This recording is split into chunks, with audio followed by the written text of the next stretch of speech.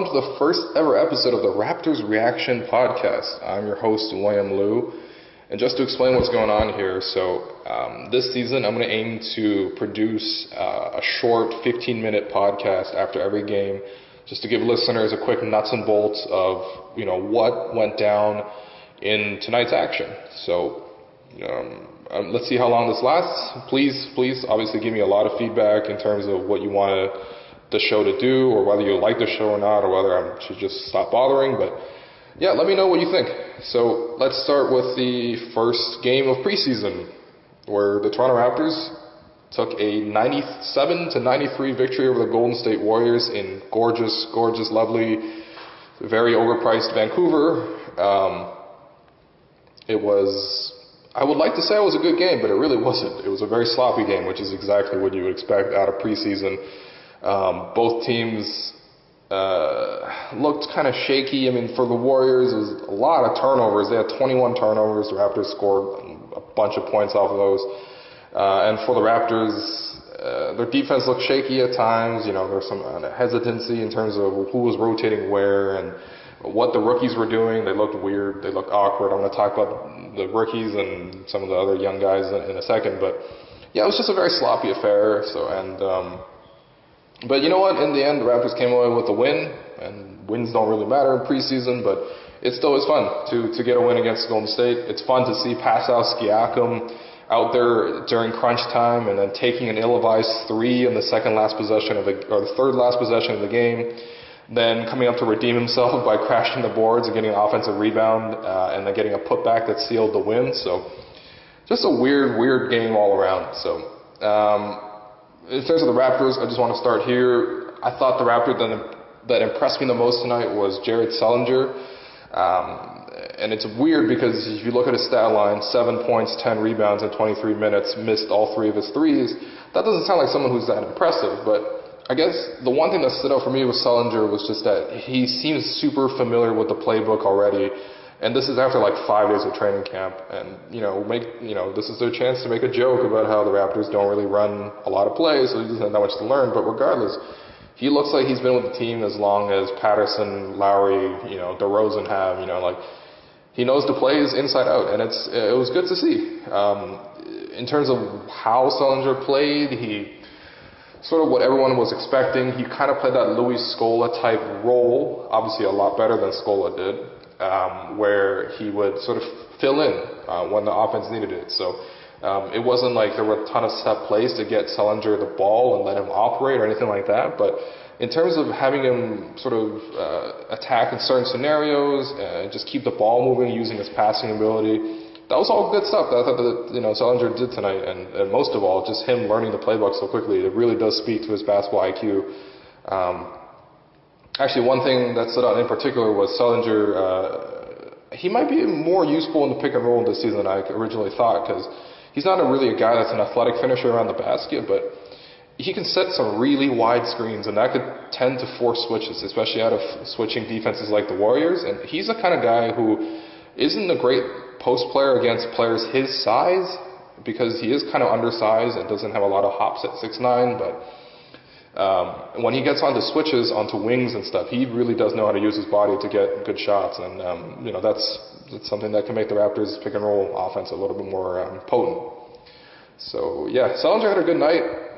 Terrence Ross also had a good night. Terrence Ross is much maligned around these parts, which I think is completely fair. Ross is maddeningly inconsistent, but the one thing you can always say about Ross, and it's been true ever since he entered the NBA, is just that he's a very, very talented scorer. And tonight, 11 points in 15 minutes off the bench, it just really shows what Ross is capable of.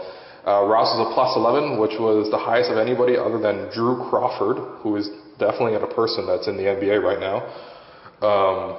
Ross was impressive. The weird thing with Ross is just that you don't usually see him assert himself on the game. If he has a good game, it's usually because he's hitting a lot of his spot-up threes or just spot-up jumpers, wherever they're shooting, he's shooting them from. But Ross handled the ball a lot tonight, got to the cup a couple times, some really nice takes, one drive baseline when he went for a reverse layup. Another one where he sort of took it straight at Klay Thompson, got him on the back foot and then launched like a nice little floater. It's just, and even a pull-up three, like a lot of it was just very impressive from Ross, and it's kind of exactly what the Raptors need out of him as one of the big weapons off the bench. So, yeah, impressive game from Terrence Ross. And then finally, Fred VanVleet, who is also a guy that's in the NBA right now, had a pretty surreal moment when he was matching up against Stephen Curry. This is an undrafted point guard versus the two-time reigning MVP. It was actually, to everyone's surprise, VanVleet looked pretty good, especially against Curry, actually. He had one really nice take where he drove it right at Curry, crossed him up, and then finished around the basket, around Draymond Green. Just a nice play from him. And then on the ensuing play, I think Steph wanted to get back at VanVleet. And so the Warriors ran this double staggered, it wasn't really a horn set. It was just like a double pick and roll at the top. And, VanVleet stuck through it. He read the play pretty well, contested Curry, and Curry shot an air ball, which, I think is more attributable to preseason than VanVleet's defense. But it's just a funny sequence to see this sort of mismatch on paper, but then to see one player, have a really strong sequence against another player who has a really weak sequence. So, VanVleet looked really solid, just really composed. Was a very calming presence. What other platitudes can I put onto this man?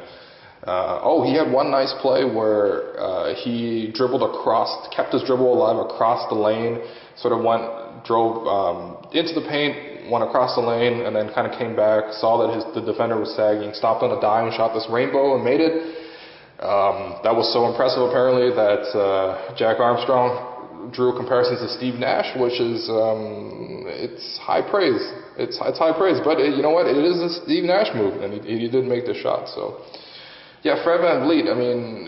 If we're talking about just who has the inside edge on the 15th spot on the roster, that VanVleet definitely looks to be the favorite for it after one game.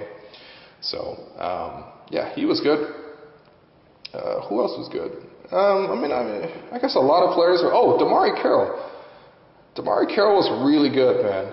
I think he scared everyone at media day on Monday when when Dwayne Casey said, Carroll's still not 100%. He took the summer off to rehab, and we're gonna get him in slowly and stuff. And you're just like, oh man, when is this knee problem ever gonna stop for him? But Carroll looked great. Led the team in scoring with 14 points, 6 of 9 shooting, nice in 19 minutes.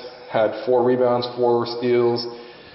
This is a very typical DeMarre Carroll game, and what I mean by that is during a preseason game when pretty much nobody gives a shit, DeMarre Carroll's out there making hustle plays, beating everyone down the floor in transition, disrupting passing lanes, making multiple reads, multiple rotations, getting open for 3. Only made 1 of 3, but everyone's pretty much, rusty with their shot right now. Like we're talking about Steph Curry and Klay Thompson combined for 7 of 19 shooting. So that's how rusty everyone is. But yeah, it was a classic DeMarre Carroll game, and it's kind of exactly what the Raptors expect out of him. And maybe he wanted to prove a point after all this talk about 100% and stuff. But dude looked 100%. He looked 100% yesterday or tonight. Just making hustle plays, exactly what you would expect out of DeMarre Carroll. Really impressive performance. What else? Well, okay, to the negative stuff. So, Jakob Poeltl just had a kind of a miserable night in only 13 minutes, but he made the kinds of errors that you would sort of expect out of Bruno Caboclo, just like those kind of inexperience-based errors, right? We're talking about things like putting up a shot up way too soft around the basket and just getting easily swatted, getting lost on defense, not boxing out, he had one play where he completely botched a nice high-low setup from Jared Sullinger. He caught the ball, but he was really hesitant to go up around the basket, and eventually got the shot blocked. So Yeah, look, it wasn't a strong game for Pirtle. It really wasn't. But he's a rookie, and this is literally his first ever taste of NBA action, and so you can totally understand these things. The one thing I will say though is I thought one of the biggest pros in Pirtle's book was that he was supposed to be sort of this NBA ready rookie, as much as those exist, which is very, very rare, and he didn't really look very NBA ready, to be honest. But again, one game, 13 minutes, just a night to forget. Obviously, you can build from this, and he still had some positives. Got around the offensive glass a lot, 5 offensive rebounds. Didn't really finish any of those things, which he'd do better on. Although he did have a pretty key putback later on in the game with like 2 minutes left. So yeah, Pirtle, look, he looked poor, but he didn't look as poor as Jonas Valanciunas, the incumbent starter, who I'm starting to get a little bit worried about Jonas, just a tiny bit. I mean, so obviously everyone knows that Jonas had a really tough time at the Olympics, just really looked terrible. I think he shot like 35% from the field, and just wasn't a factor for Lithuania when he was expected to be the number 1 guy. And coming into camp, I saw on Friday there were quotes from Dwayne Casey where he talked about how Jonas he isn't 100% health fit yet. You know what I mean? There's kind of working him back into fitness. He talked about his play at the Olympics and how that he was tired from that and stuff like that. So yeah, I didn't really think too much of it when I first heard those comments on Friday, but today on Saturday did not look very good. Just flat out didn't look very good. Just very little lift, very little energy in terms of activity or things like that. Especially in the second half when he came out, just looked completely gassed, even though he only played 15 minutes. Wasn't really contesting for rebounds. Very little lift when he went up for those. Just very, very negligent defense on the pick and pop, trying to get out onto the perimeter against David West. I mean, that's long been a weakness of Jonas's, but today especially, he was lucky that David West missed a ton because David West is old and this is preseason. But if Jonas wants to get more minutes and if he wants to become more matchup proof defensively, he needs to be able to read those plays and move his feet faster. So hopefully he gets into fitness.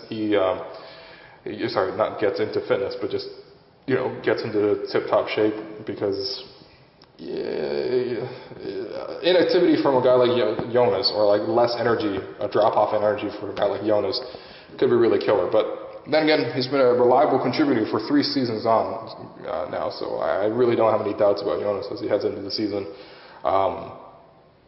Just not a great night from him. What else, man? I guess that's pretty much it. That's in terms of what you need to know. If you want to read more detailed stuff like this, you can find my 10 things column or recap that I write after every Raptors game. You can find me on Twitter. I'm at William_Lou, L-O-U, just like Lou Williams, but not really. You can find those there. So I guess that does it for the first ever episode of the Raptors Reaction Podcast. Please let me know what you think, what I should do, if you want me to cover different topics, or if you want me to take questions or anything like that. Please hit me up on Twitter or leave a comment in the Raptors Public post. Anything would help. So anyway, it's fun to have Raptors back, and it was good to see the Raptors win again. Seriously, can never get enough of those. So thanks everyone. Bye.